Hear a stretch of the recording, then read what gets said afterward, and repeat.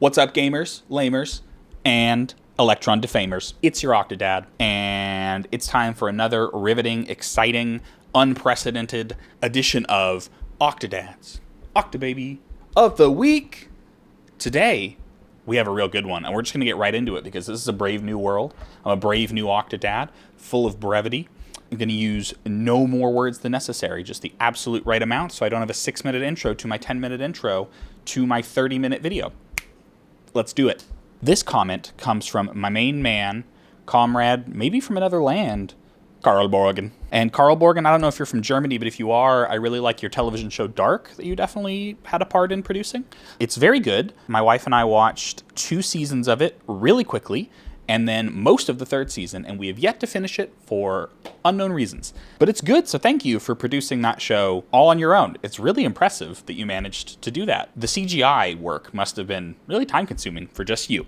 Anyway, let's get into your comment, because I think it's good, and it brings up some stuff I want to discuss and didn't really know how to bring up organically. As if half the shit I talk about I ever bring up organically. Anyway, your comment says, came here to learn making dope beats. Stayed because, I don't know, life advice from somebody who seems to have their shit together.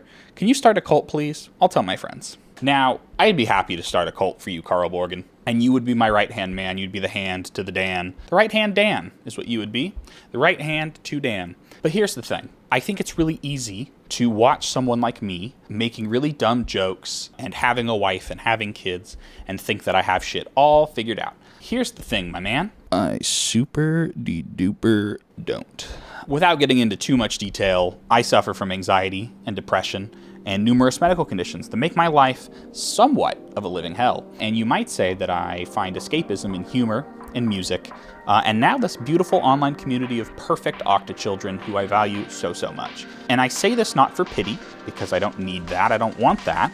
I say it because I want you to take it easy on yourself. And this goes for everybody, not just Carl Borgen. If you feel like you don't know what you're doing with your life, if you feel like you might envy someone who seems like they do know what they're doing with their life, or if you feel like maybe you should know what you're doing at this stage in your life, I want to urge you to take a deep breath and take it easy on yourself, especially now when shit is on an unprecedented level of Garbo style, the world I mean. On a world scale, we're a big garbage heap and things are only getting worse and will only get worse. So take the time and energy that you can to give yourself a fucking break.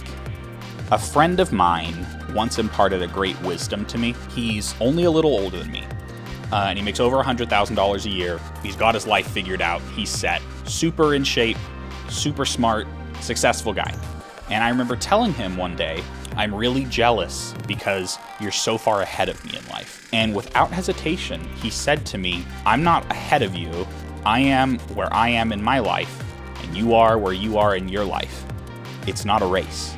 It's just where we are. And honestly, that's the thing that I keep in my mind every day, because especially now that I'm married and have 2 kids, it's easy to fret about not knowing what the fuck I'm doing or having any real career path or anything like that. This YouTube thing has been a really cool outlet to assuage that sort of fear because, hey, I'm gaining internet subscribers and some people are paying me money to do it. Maybe more will eventually. I don't know. You don't have to. I'm glad. I would be happy to do this for free for as long as I can do it. It's really awesome. But yeah, I just want to make clear that, like, I think most people don't really know what they're doing, and most people don't really have it figured out. And so if you ever do feel bad, and I'm not saying Carl Borgen does, I don't know Carl Borgen, I'm not in his mind. He might feel totally great and have a great life, and I hope that. I want that for all my children.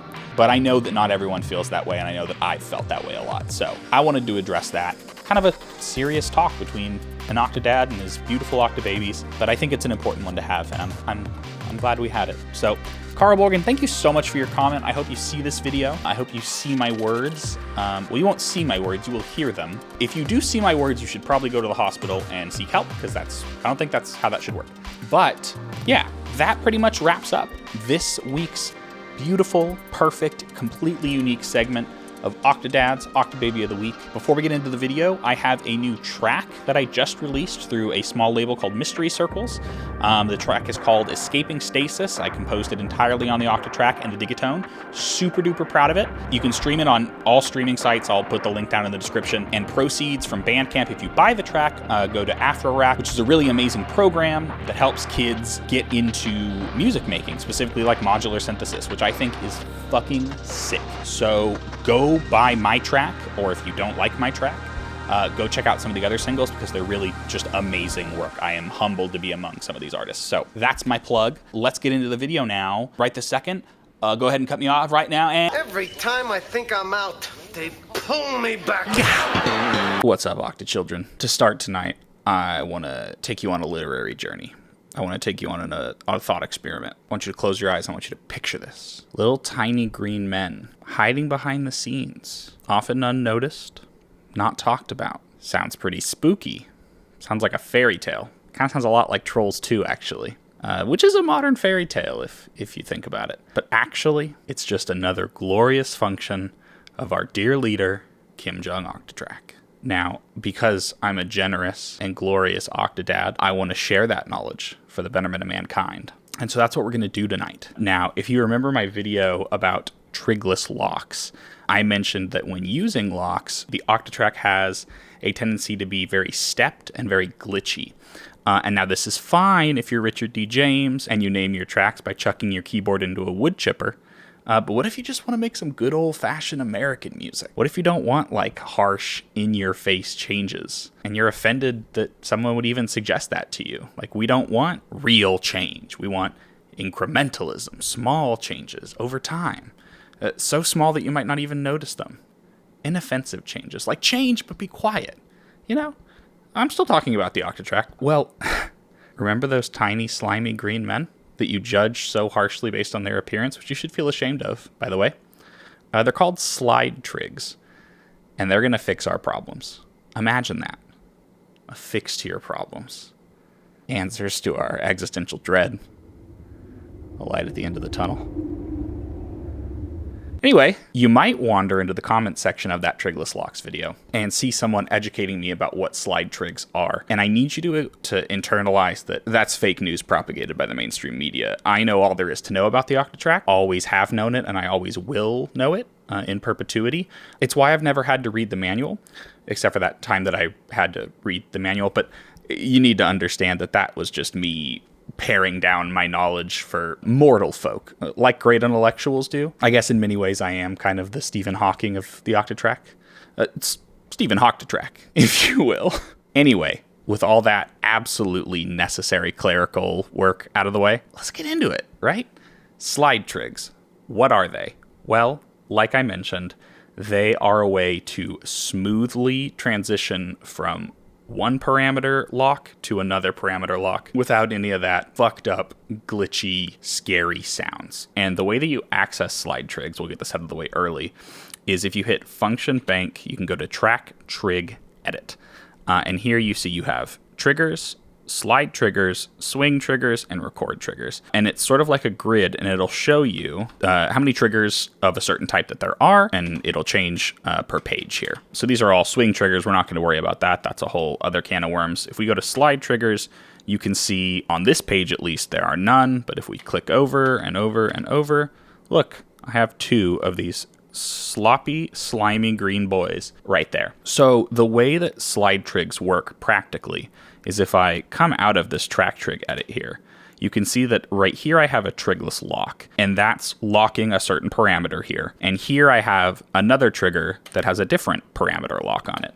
And what this slide trig is doing here is saying slide from this trigger to this trigger. And now I don't need to have a slide trig here for this to work. This is actually a slide trig saying slide from this trigger to the next trigger over here. It's pretty simple. Why don't we listen to what I have going on here, and then we can talk about the way that slide triggers are being applied in this project. So let's just listen.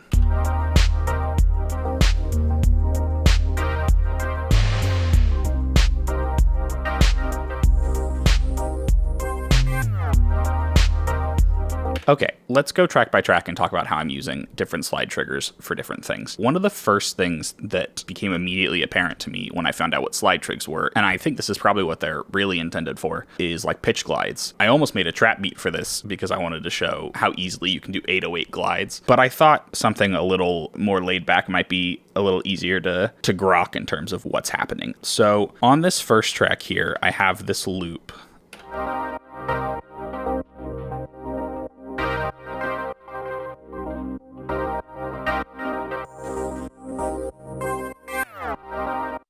So the two slide trigs I have going on here are doing two different things. And again, you can see that they're right here. They're accessible through the track trig edit menu. If I'm out of this menu, you won't see that there are slide trigs. So the only way to check where there are slide trigs is to open up that menu and you will see where they are. So here I have a lo-fi effect because it's my favorite effect ever, and I'll never stop using it. I have the sample reduction locked pretty high. And then here, I have it locked just a little bit lower. And what it does, if I put a slide trig here, is that it makes that kind of sweeping digital effect that otherwise, if I just used a bunch of trigless locks here like I did in my prior video, it would be very stepped, very glitchy, very Aphex Twin, as I mentioned. So sometimes you might want that. Sometimes that's exactly what you're going for. But sometimes you want something a little more smooth, a little more widely acceptable. You know, we can't be Frank Zappa all the time, folks. Sometimes we got to be Bruce Springsteen. And there's nothing wrong with being the boss, except for propagating capitalist structures and reinforcing worker oppression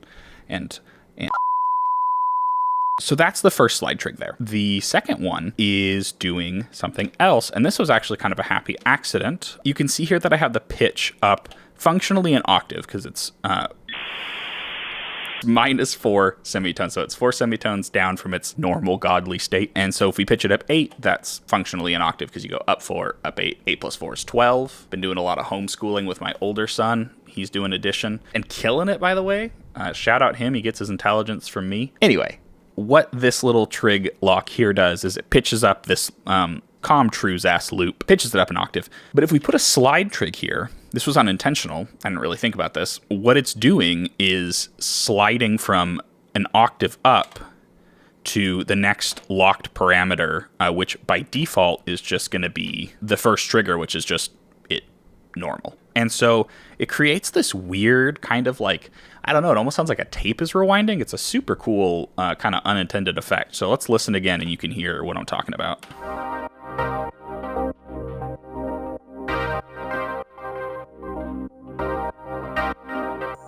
There's the sample reduction. Super cool. So that's one way that you can use slides. What else do I have going on here? Okay, snares. Snares for my little tiny baby hairs on my chin. Do you like my baby hairs up here? Whoa, what's happening up here? Not a lot. Not a lot is what's happening up here. So the thing about slide trigs is that they're just a way of sliding smoothly from one parameter change to another. So in one way or another, if you can affect a parameter change here, if you can lock a parameter change, you can slide trig the fuck out of it. And so I want to keep talking about just practical applications because sometimes just the conceptual, hey, you can do a thing, is nowhere near enough to actually get you thinking and get you moving. So let's do another example. Here I have a snare drum. It's pretty simple 80s kind of shit, right? Listen. Hell yeah. A little bit of reverb on it. And now listen. What's happening there? It might just sound like the reverb is naturally tailing off, but what I did was I actually sent it through a whole bunch of reverb. And then here I have a trigless trig with almost no reverb, and then I've locked this to even less reverb. And it's sort of hard to hear on its own, but accompanied by everything else in the track, it has this sort of sweeping down effect that carries you to the next snare, which I think is really pleasant. Here's the slide trig, by the way. Remember, you need to place a slide trig right where there is a lock or where you want it to lock to eventually. So like if I want it to slide from this lock to this lock, I need to put a slide trig here. If I wanted it to slide from here to here, I'd need to put it here, and so on and so forth. So important to remember. But let's listen to it with everything, and you can hear the way that it sort of fits in the mix.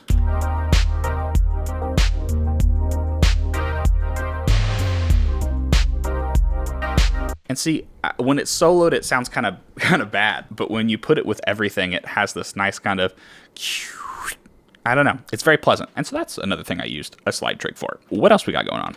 This bass here, I know I have some slide trigs, but I don't remember exactly what they're doing. Let's listen to this bass by itself. We can reconstruct together on the fly just what I did.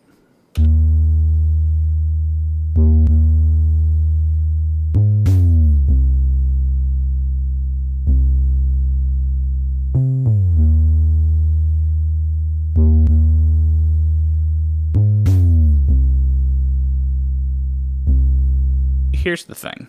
We started out friends and it was cool, but it was all pretend. Yeah, so since you've been gone, I have a trig here and it is obviously a different pitch and also has no sample reduction. But here it has quite a bit of sample and bit reduction and is of course a different pitch. So simultaneously it is sliding down in pitch and up in sample rate and bit reduction. And you get a little bit of that kind of crunch right here. It has a nice kind of, again, swelling down. It just really introduces some nice movement. Similarly, I believe at the very end, this is just for pitch, and you can hear it at the end.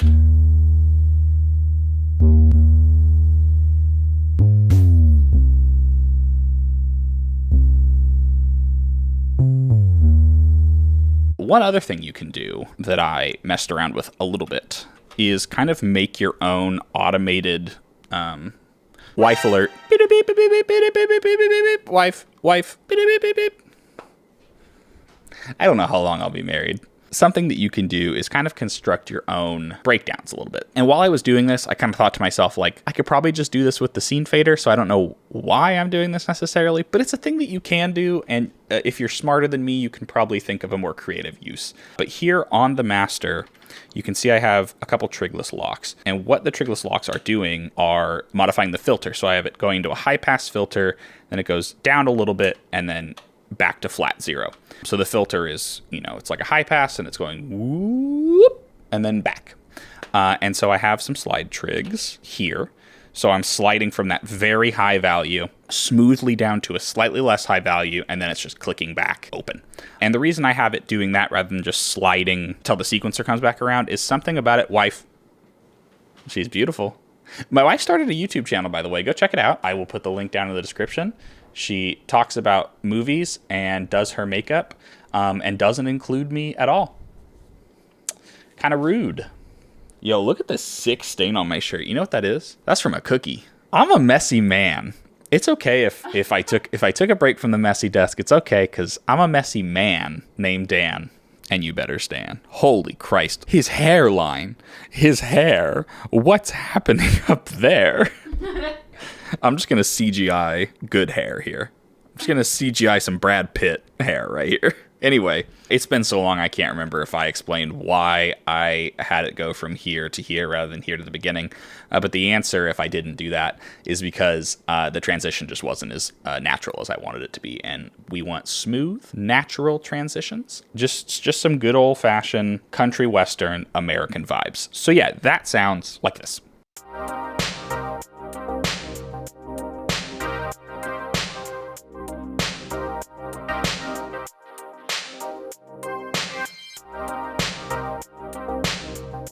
So it's kind of cool. It's just a way to come in here, and then if you want, you can use the scene fader and then go back.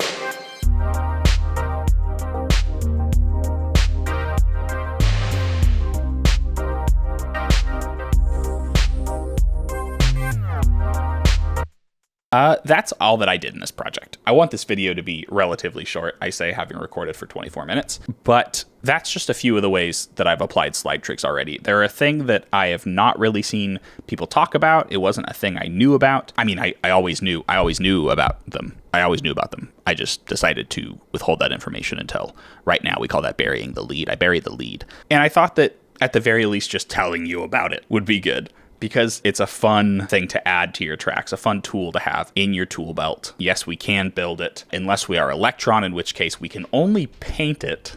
Slide trigs are a cool thing to know about, and they're a cool thing to use, and you gotta be a cool kid to use them. And if you're using an OCTATRACK, you're already a cool kid.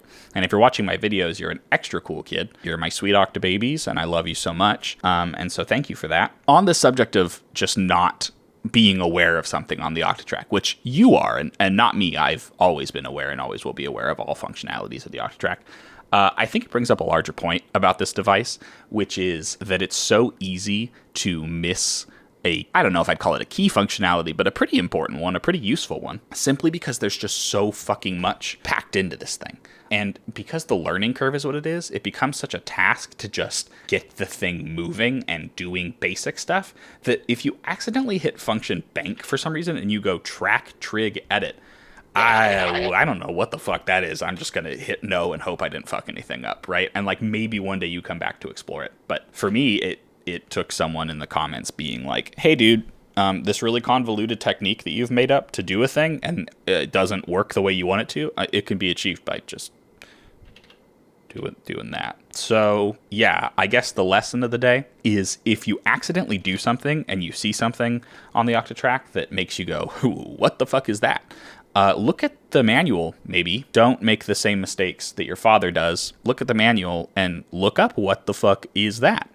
And you will learn what the fuck is that, and then you can use it in your projects and be a smart Octachild as well. I have 52 seconds and counting to finish this.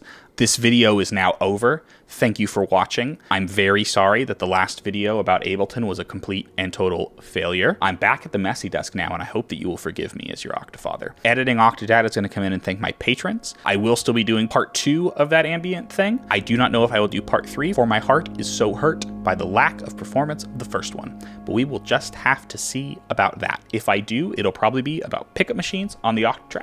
I have 17 seconds and counting. I want you to know that I love you very much and that you're all very special to me in equally intimate and unique ways. You're all beautiful, you're all perfect, and I'm very glad to be your dad.